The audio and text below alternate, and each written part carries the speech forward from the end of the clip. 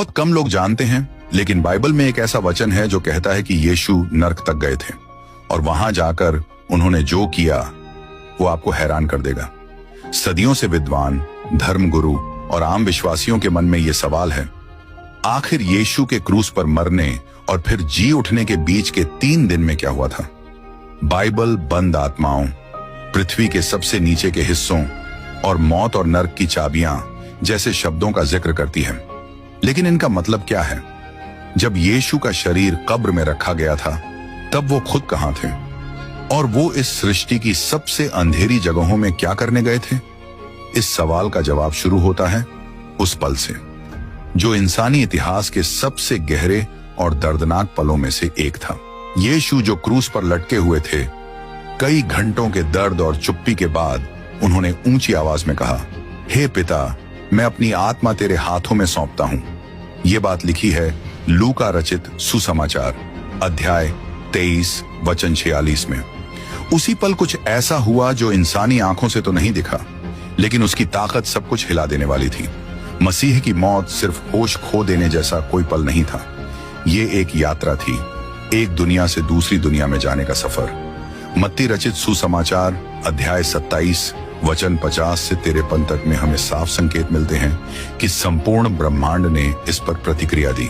मंदिर का पर्दा ऊपर से नीचे तक फट गया, धरती कांपी, चट्टानें टूट गईं, कब्रें खुल गईं और बहुत से सोए हुए पवित्र लोग जी उठे। किसी एक इंसान की मौत ने कभी भी इतनी जबरदस्त और अलौकिक हलचल नहीं मचाई थी, लेकिन इन दिखने वाले संकेतों के पीछे कुछ और भी गहरा हो रहा था।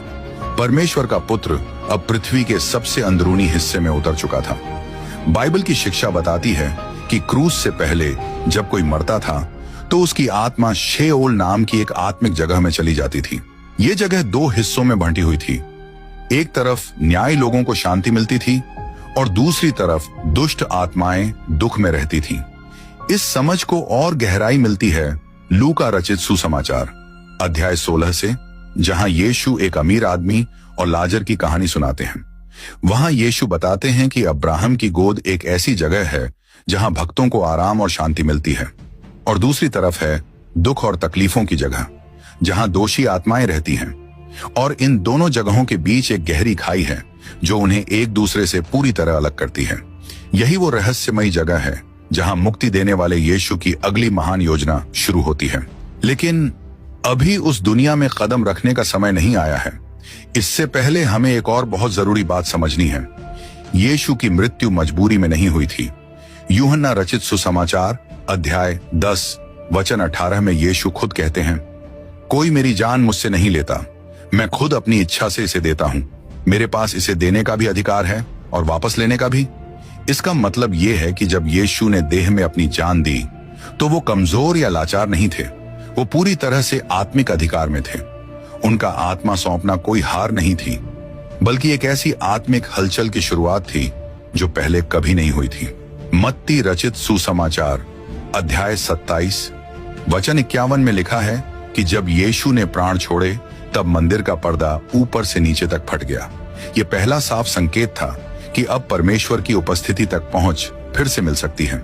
लेकिन यह बहाली, यह जुड़ाव कहीं बाहर से नहीं, बल्कि अदृश्य अंदर की गहराइयों से शुरू हो रहा था। यह ऊपर से नीचे की बहाली नहीं थी, बल्कि नीचे से ऊपर की तरफ एक यात्रा थी। मसीह की यह यात्रा जो उन्होंने मृत्यु के बाद शुरू की, बादलों या स्वर्ग से नहीं, बल्कि अंधकार के केंद्र से शुरू हुई थी। और यह कोई अचानक लिया गया फैसला नहीं था, यह सब पहले से ही भविष्यवाणी में लिखा गया था। भजन संहिता अध्याय 16 वचन 10 में दाऊद ने लिखा था, तू मेरी आत्मा को शेओल में नहीं छोड़ेगा और न ही अपने पवित्र को सड़ने देगा। ये वही बात है जो पतरस ने प्रेरितों के काम अध्याय 2 वचन 27 से 31 में दोहराई थी। और ये शब्द सीधे यीशु मसीह पर लागू होते हैं। यीशु को यह रास्ता तय करने से रोका नहीं गया, उन्हें मृतकों की दुनिया में उतरना पड़ा, लेकिन वो वहां हमेशा के लिए नहीं रुके। परमेश्वर ने उन्हें वहां ठहरने नहीं दिया। ये बात साफ दिखाती है कि मसीहा यानी यीशु वाकई शेओल यानी मृतकों की जगह में गए थे, लेकिन वो वहां से महिमा के साथ लौटने वाले थे। जब चेलों की आंखों में आंसू थे और यीशु का शरीर कफन में लपेटकर कब्र में रखा जा रहा था, तब भी उनका आत्मा जिंदा था, जागरूक था और एक मिशन पर था। उनका आत्मा मृतकों की दुनिया में ऐसे ही नहीं गया था।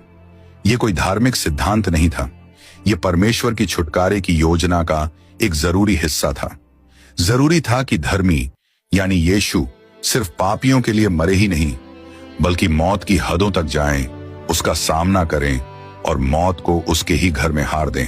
दुनिया की आंखों से देखा जाए तो सब कुछ चुप था, शोक का माहौल था, हर तरफ अंधकार ही अंधकार था।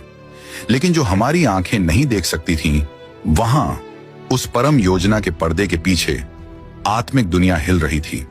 मौत को चोट पहुंची थी, नरक बेचैन हो उठा था और वो अदृश्य दुनिया अब एक ऐसी उपस्थिति से भर चुकी थी जिसकी वहां कभी उम्मीद नहीं थी।